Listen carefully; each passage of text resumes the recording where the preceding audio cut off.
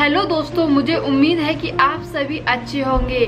दोस्तों, ऐसा क्यों होता है कि कोई इंसान अपनी सफलताओं की कहानी लगातार लिखता जाता है, तभी दूसरे लोग तैयारी ही करते रह जाते हैं। ऐसा क्यों होता है कि कोई इंसान एक के बाद दूसरी रुकावटों को पार करता हुआ अपने लक्ष्य को प्राप्त कर लेता है, जबकि दूसरे लोग संघर्ष ही करते रह जाते हैं, या कहें तो वो अपने लक्ष्य तक पहुंच ही नहीं पाते।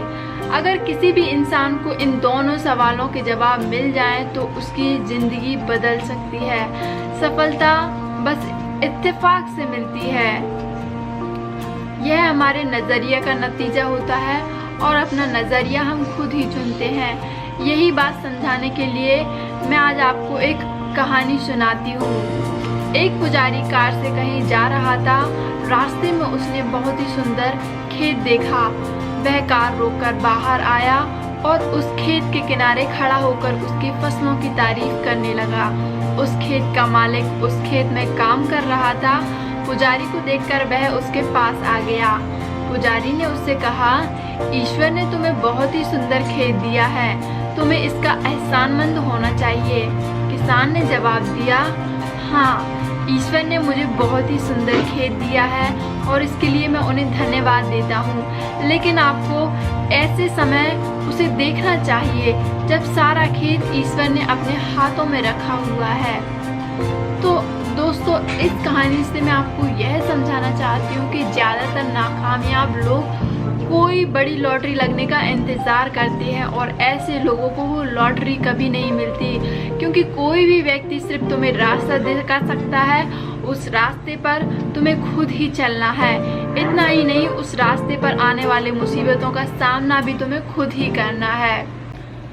अक्सर हमारे सामने मुसीबतें आती हैं तो हम उनके सामने पस्त हो जाते हैं। उस समय हमें कुछ समझ नहीं आता कि क्या सही है और क्या गलत। हर व्यक्ति का परिस्थितियों को देखने का नज़रिया अलग होता है। कई बार हमारी ज़िंदगी में मुसीबतों का पहाड़ टूट पड़ता है। उस कठिन समय में कुछ लोग टूट जाते हैं तो कुछ संभल जाते हैं। मनोविज्ञान के अनुसार इंसान किसी भी प्रॉब्लम को दो तरीकों से देखता है। पहला जो तरीका है वो है प्रॉब्लम पर फोकस करके और दूसरा है सॉल्यूशन पर फोकस करके। प्रॉब्लम फोकस पीपल अक्सर मुसीबतों से ढेर हो जाते हैं। इस तरीके के इंसान किसी भी मुसीबत में उसके हल के बजाय उस मुसीबत के बारे में ज़्यादा सोचते हैं। वहीं दूसरी ओर सॉल्यूशन फोकस पीपल्स मुसीबतों में उसके हल के बारे में ज़्यादा सोचते हैं। इस तरह के इंसान मुसीबतों का डट के सामना करते हैं। दोस्तों, आज मैं आपके साथ एक महान सॉल्यूशन फोकस इंसान की कहानी शेयर करने वाली हूँ, जो कि आपको किसी भी मुसीबत से लड़ने के लिए प्रोत्साहित करेगी। दोस्तों, आपने नेपोलियन बोनापार्ट का नाम तो सुना ही होगा।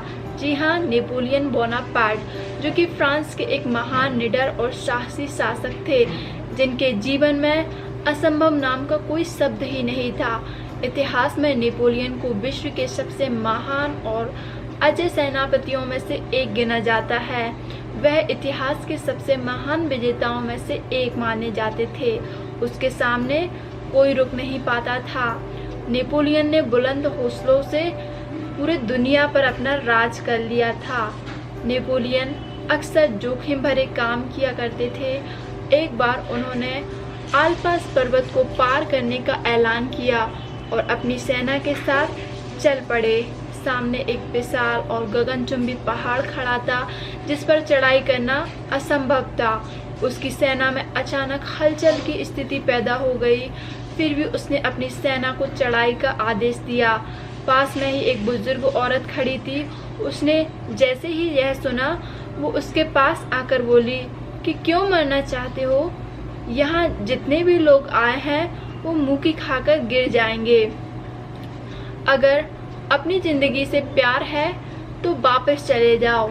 उस औरत की यह बात सुनकर नेपोलियन नाराज होने की बजाय प्रेरित हो गए और झट से हीरो का हार उतारकर उस बुजुर्ग महिला को पहना दिया और फिर बोले, आपने मेरा उत्साह दोगुना कर दिया और मुझे प्रेरित किया, लेकिन अगर मैं जिंदा बचा तो आप मेरी जय जयकार करना।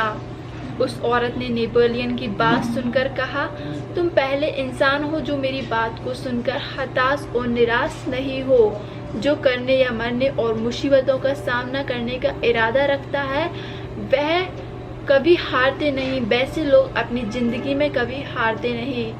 आज सचिन तेंदुलकर को इसलिए क्रिकेट का भगवान कहा जाता है क्योंकि उन्होंने ज़रूरत के समय ही अपना शानदार खेल दिखाया और भारतीय टीम को मुसीबत से उभारा।